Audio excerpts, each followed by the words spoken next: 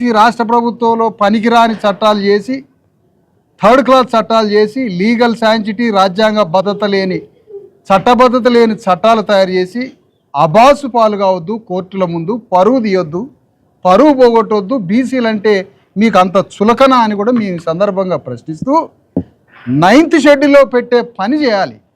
ఎందుకంటే ఇప్పుడు అన్ని పార్టీలు మద్దతు ఇస్తున్నాయి. ఎట్లా ఉందంటే ఈ సమస్య అందరు శాఖాహారులే, కోడి ఎడిపోయిందో అర్థం కావట్లేదు. కోడి మాయమైంది. ఇప్పుడు మరి ఎవడు తీసుకుపోయి తిన్నట్టు కోడిని, ఎవడు బీక తిన్నట్టు అర్థం కావట్లేదు. దానికి ఏ పరీక్షలు పెట్టి పట్టుకోవాలో అర్థం కావట్లేదు. అందరు శాఖాహారులే, కోళ్ళు మాయమవుతున్నాయి. కాబట్టి ఈ సందర్భంగా మేము తెలియజేసేది, ఈ రాష్ట్ర ప్రభుత్వము కేంద్ర ప్రభుత్వం ఇద్దరు సంబంధించిన పార్టీలు రేపు బంద్లో పాల్గొంటున్నాయి. కానీ మీరు గ్రహించాల్సింది ఇంకో బంద్ కూడా ఉంది. మీ మనసులో రాష్ట్ర ప్రభుత్వమే చట్టాలు చేయాలనే మానసిక ఆలోచన రేపు బంద్ చేయండి.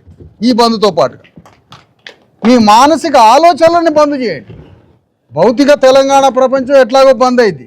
ఎందుకంటే మాకు ఈ బందులు చేయడం, గొడవలు చేయడం, లేకపోతే నిరసనలు తెలియజేయడం మాకు వెన్నెతో పెట్టిన విద్య. ఈ పెద్ద పనే కాదు. కానీ ముందు మీ మానసికంగా మీ కల్మషాలను బంద్ చేయండి. మమ్మల్ని మోసం చేసే ఆలోచనని బంద్ చేయండి. పనికిరాలు చట్టాలు చేయడం బంద్ చేయండి.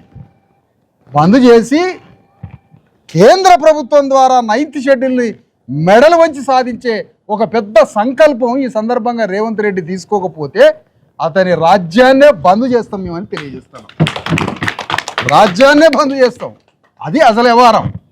ఆ పని ఎల్లుండి నుంచి